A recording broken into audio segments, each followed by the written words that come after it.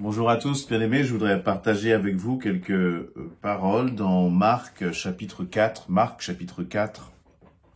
à partir du verset 33. Marc chapitre 4, à partir du verset 33, il nous est dit ceci: ce même jour, sur le soir, Jésus leur dit, donc Jésus parle là aux disciples, « Passons à l'autre bord. » Après avoir renvoyé la foule, ils l'emmenèrent dans la barque où il se trouvait, et il y avait aussi d'autres barques avec lui. Il s'éleva un grand tourbillon et les flots se jetaient dans la barque, au point qu'elle se remplissait déjà. Et lui, il dormait à la poupe sur le coussin. Ils le réveillèrent et lui dirent « Maître, ne t'inquiètes-tu pas de ce que nous périssons ?» S'étant réveillé, il menaça le vent et dit à la mer « Silence !» Tais-toi. Et le vent cessa, il y eut un grand calme. Et puis il leur dit, mais pourquoi avez-vous ainsi peur? Comment n'avez-vous point de foi? Ils furent saisis d'une grande frayeur, et ils se dirent les uns aux autres, quel est donc celui-ci, à qui obéissent même le vent et la mer? Amen. Voilà donc dans ce passage, qui est un passage bien connu, où nous voyons Jésus qui va demander aux disciples donc d'aller chercher une barque afin qu'ils puissent passer de l'autre bord du lac. Et lorsqu'ils sont là, sur ce lac, eh bien, c'était déjà le soir, et Jésus, très naturellement, très certainement fatigué par une longue journée de ministère, d'engagement pour le royaume de Dieu, à proclamer l'évangile, à marcher à travers monts et vallées, eh bien, Jésus était là fatigué, et donc très naturellement, il s'est endormi au fond de cette barque. Et pendant qu'il s'est endormi, il nous est dit qu'il il s'était levé un grand tourbillon, et des flots se sont jetés dans la barque, au point qu'elle se remplissait déjà. Et on peut bien sûr imaginer cette situation où les disciples sont dans cette barque avec Jésus, et comme toi, Jésus est dans ta vie. Et malgré cela, eh bien, tu commences à voir les épreuves qui sont là. Et puis, au début, tu te dis, tiens bon, et puis tu commences à prier. Tu commences même à chasser ces épreuves, à prendre autorité sur ces épreuves.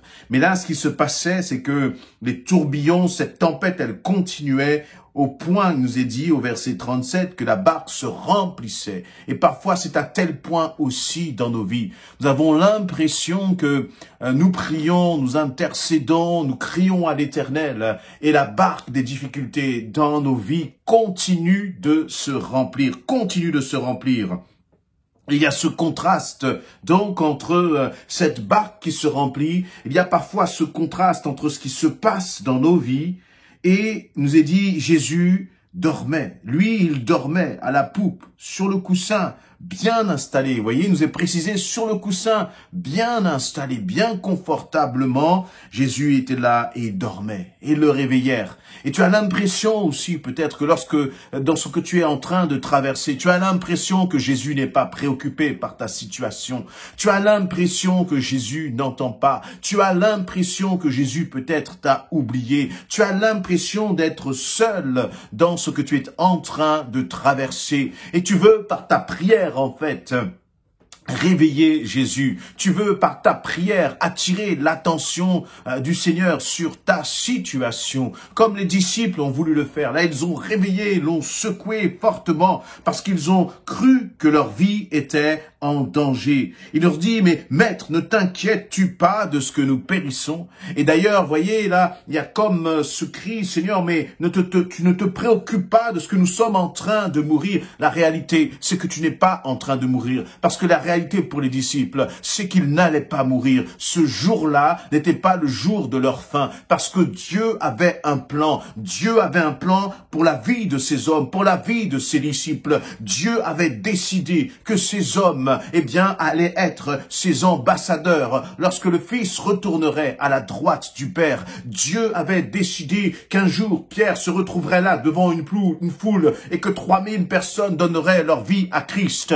Dieu avait décidé décidé que Jean, devait être utilisé puissamment pour annoncer l'évangile, pour être celui qui se retrouverait un jour sur cette île de Patmos, pour rédiger l'épître, de la révélation, le livre de l'Apocalypse. Dieu a un plan sur ta vie. Alors quel que soit ce que tu traverses, quel que soit ce que tu penses, calme-toi, calme-toi, parce que le Seigneur est avec toi. Calme-toi, parce que la situation n'est pas terminée. Après cela, il y a quelque chose que Dieu a préparé pour toi. Alors sois en paix. Et c'est pour cela que Jésus-Christ était en paix au fond de cette barque, parce qu'il savait que l'ennemi, ni aucune puissance, ni aucune, environnement météorologique ou même diabolique ne pouvait atteindre et ne pouvait contrecarrer les plans de l'Éternel. Et dans ta situation, apaise-toi, sois apaisé, couche-toi toi aussi en paix, regarde à Jésus-Christ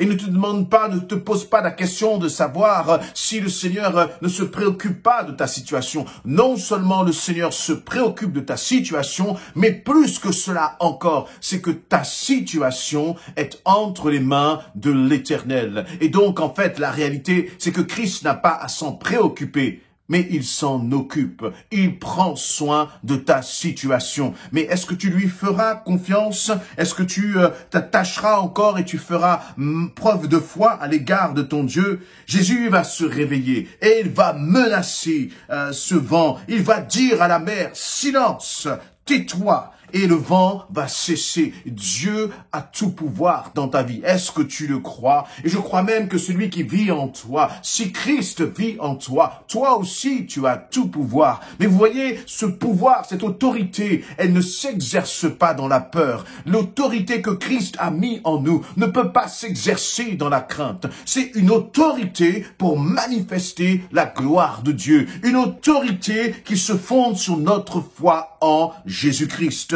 Voyez, on peut dire aussi, vent tais-toi, mais en fait, au fond de notre cœur, nos paroles disent ça, mais au fond de notre cœur, il y a de la crainte, il y a de la peur, il y a de l'angoisse, alors que le Seigneur veut que tu proclames, que tu prennes autorité sur la situation sans crainte, sans peur, mais avec assurance que la situation va changer parce qu'elle est entre les mains de l'Éternel. Elle est entre les mains de l'Éternel.